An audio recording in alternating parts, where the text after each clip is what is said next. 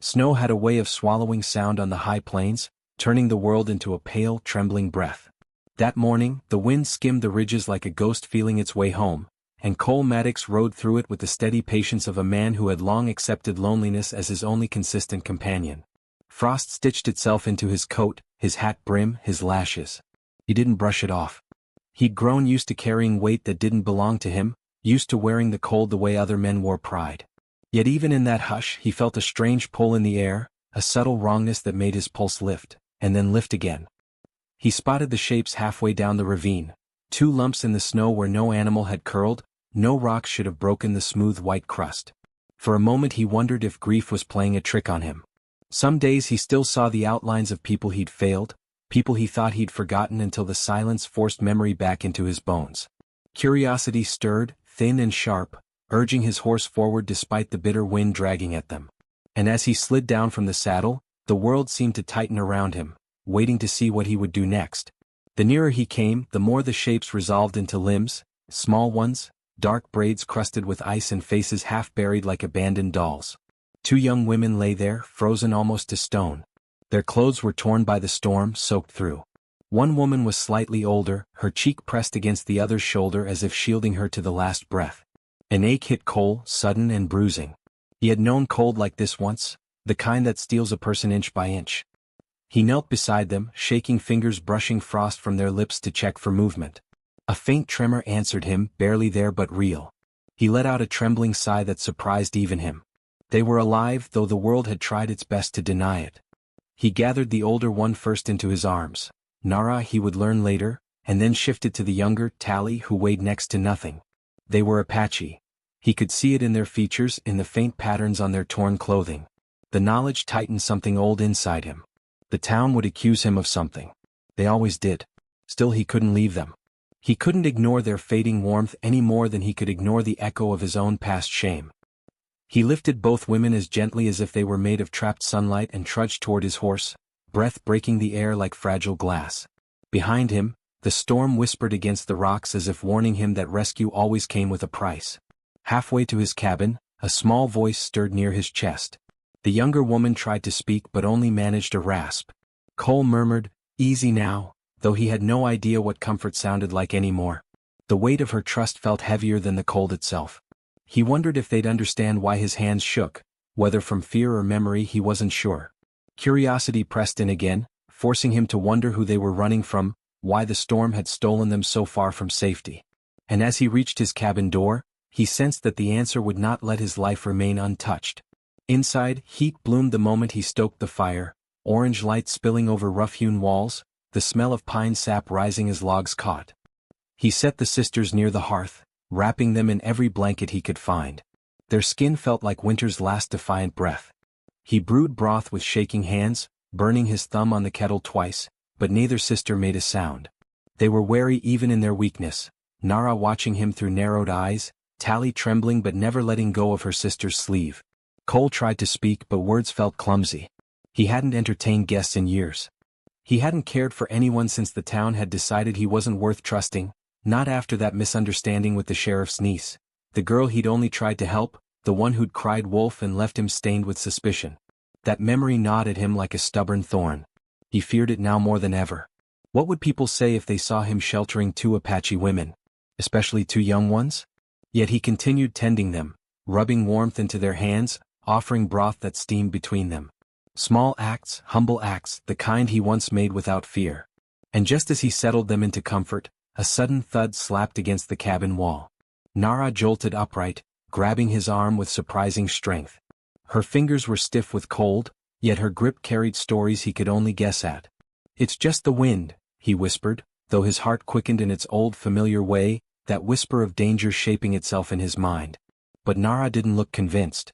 Her eyes darted to the frosted window as if expecting someone, or something, to appear there. The moment stretched thin like a limb pulled too far. Then she relaxed slightly, though her hand lingered on his sleeve as though anchored there by instinct. A gesture so small, yet it shifted something inside him. When the storm eased enough for voices to be heard, Nara finally spoke. Her English was soft, accented, careful. She told him they'd been with their father, Chief Roken, when the blizzard split their party. They'd wandered off course, losing their bearings in the whiteout until exhaustion dragged them down. Tally leaned into her sister's shoulder, eyes glistening, but not with tears. With stubborn life. Cole listened, his chest tightening at their quiet resilience. It was the kind of strength that came from being taught the world rarely gave kindness freely. He recognized it. He had lived under similar lessons, different in shape but equal in ache.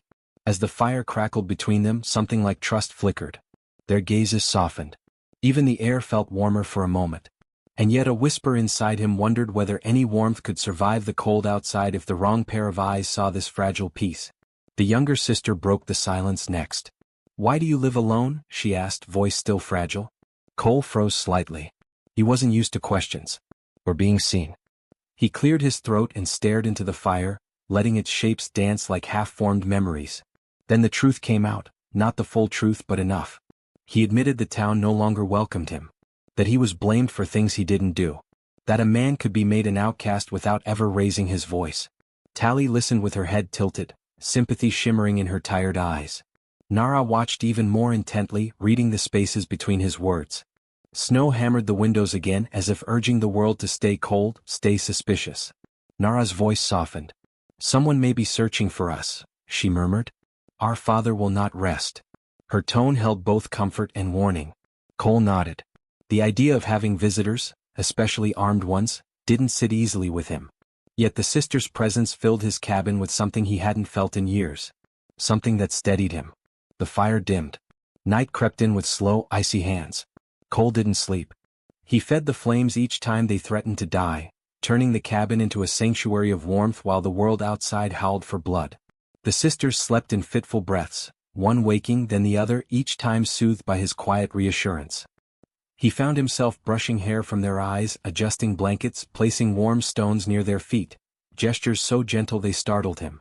Their gratitude came in silence, in soft glances, in the way Tally reached lightly for his wrist when fear flickered through her dreams. With every hour he felt something inside him melting alongside the frost on their skin. A slow, tender transformation that carried danger and hope in equal measure. And sometime just before dawn, as the firelight softened and the world slipped into fragile gray, he heard it, hoofbeats, distant but growing. He stepped outside, breath twisting upward like smoke. Snow still fell, lighter now, floating like scattered feathers.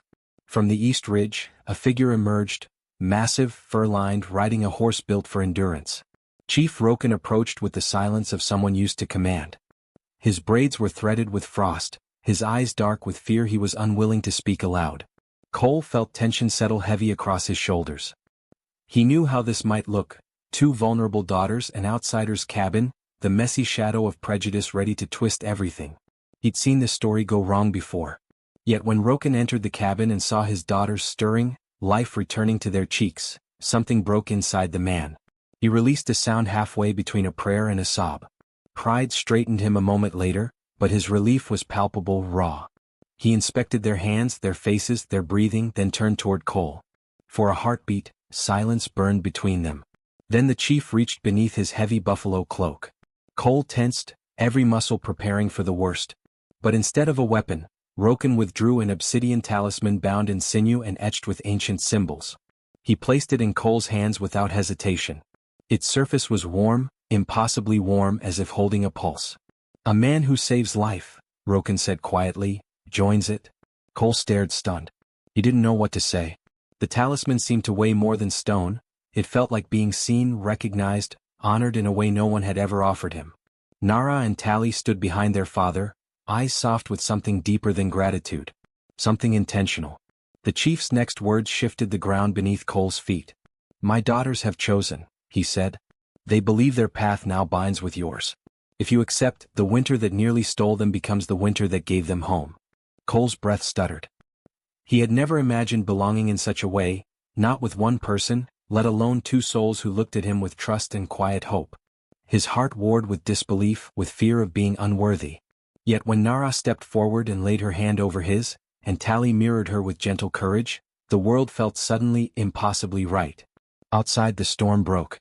Sunlight scattered across the frozen plains like shattered glass, turning into blessings. And still, a question pressed at the back of Cole's mind, whether this fragile new family could survive the judgment waiting beyond his ranch, or whether the cold would return in another form. But for that moment, Just that moment, the warmth inside the cabin felt strong enough to challenge any winter.